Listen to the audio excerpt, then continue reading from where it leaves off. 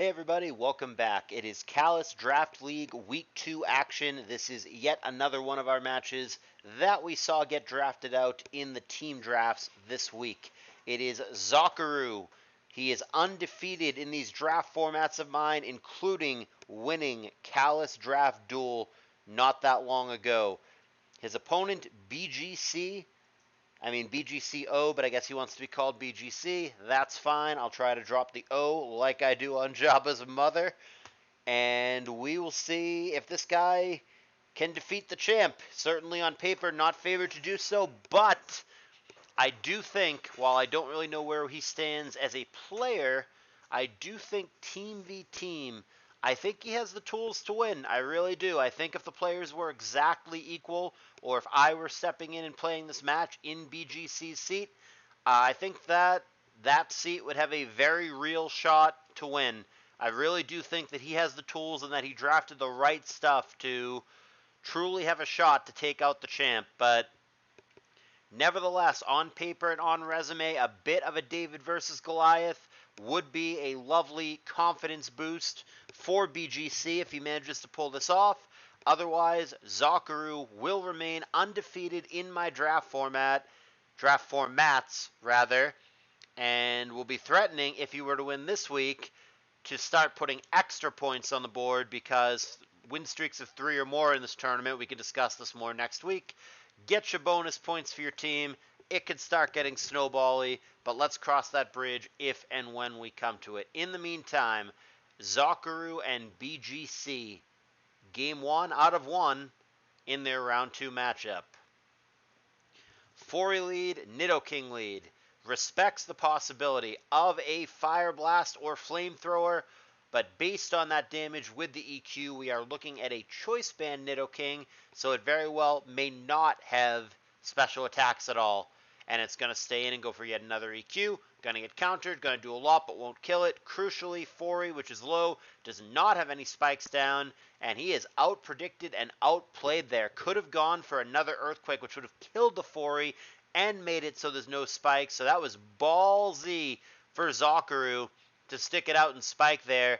But BGC just, I guess, gave him too much credit.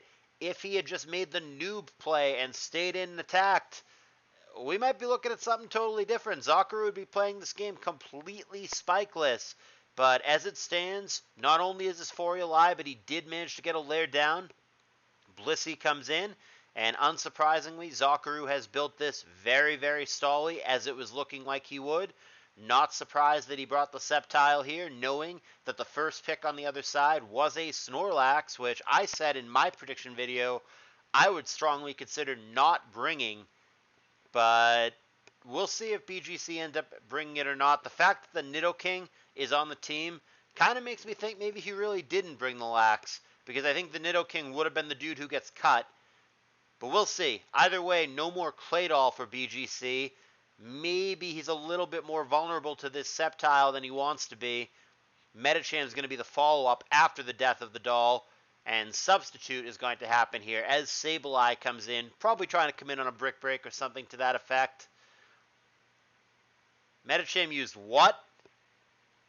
I don't think I've seen that move since my days of playing Cartridge 2 decades ago, but Medicham used Foresight.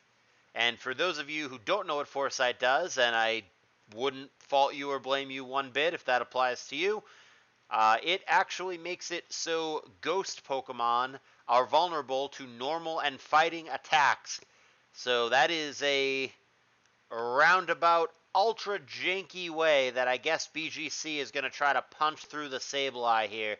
It would be way, way better if it were a permanent effect. It's not. It goes away when they switch out. But the Medicham does nevertheless force the Sableye out, get a Brick Break off, and take down the T-Tar in the meantime. Quick revenge kill from Sceptile leaves us in a 4-4. Here comes Gyarados. Got to be careful about a potential Thunder Punch from Sceptile, but it pulls back, certainly seeming like he might not have that, and BGC plays around it with a nice double going to Nidoking that would have come in for free on a Thunder Punch, so I definitely like the way that BGC played that sequence. Manages to get value there with a 60% CB Earthquake on the way out, and Dragonite finishes off Bliss. Hidden Power presumably flying. we've got ourselves a game here, especially if it's double Dragon Dancer for BGC. It does not look like Zokuru has a fantastic answer for that at the moment. He does have a rock attacker here in Armaldo, which threatens both the Gyarados and the Dragonite, but if they can just get out front with a Dragon Dance, I don't know. BGC, I think, has a real shot to win this game. These two dudes are going to exchange Toxic, but one of them can refresh it away and the other cannot. And it's actually going to be a Toxic there again, which, right idea, wrong result. Obviously, hindsight 2020, refresh would have been better, but he made a play there to try to win the game. That wasn't a misclick. He went for Toxic again because he didn't want to let the Sceptile or the Armaldo come in for free, and he wanted to hit one of those things with Toxic. So just a 50-50 mind game turn. That one I don't like as much. That one I certainly would have refreshed away. But again, just making a play, trying to win the game rather than not lose it, so I can understand his mindset here. And maybe he's trying to set up a Gyarados sweep. There is Dragon Dance, and it shouldn't be one-hit KO'd by Rock Blast.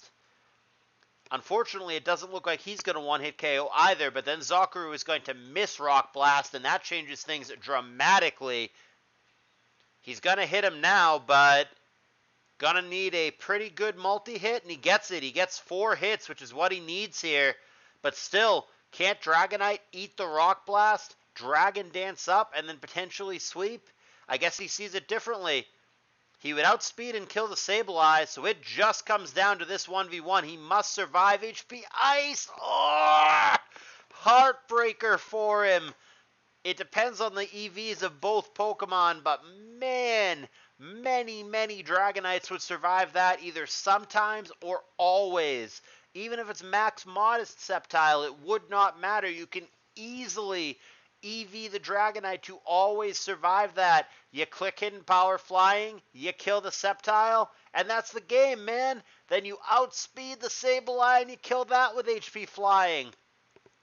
Gotta be a heartbreaker for BGC. It super duper felt like he could have won this game, and I think he mostly played well. 1 or 2 little boo-boos in there, but for someone who's new to the scene and new to tournaments, this guy's pretty promising, and I think if he continues to play at this level throughout the tournament, he's certainly going to accrue some wins.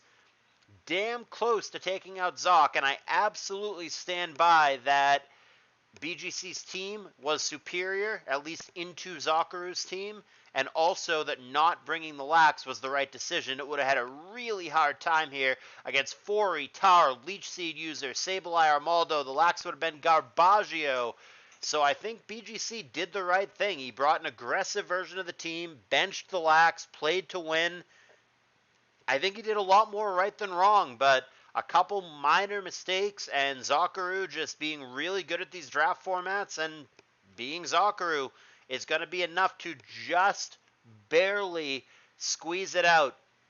But you've got to wonder in BGC's seat, different Dragonite, different nature, different EVs, you tank that HP Ice, so damn close to getting the W here. But there is no shoulda, woulda, coulda in Pokemon, and despite putting up a hell of a fight, and looking like somebody who very much could make a positive impact in this tournament going forward, nevertheless, Zokuru, the favorite, is the winner and is now 2-0 in this tournament. Well, as always, hope you guys enjoyed it. Love to hear your thoughts in the comments. Hit that like button. Consider subscribing to the CALLOUS YouTube channel, and I will see you guys in the next video. Thank you for watching.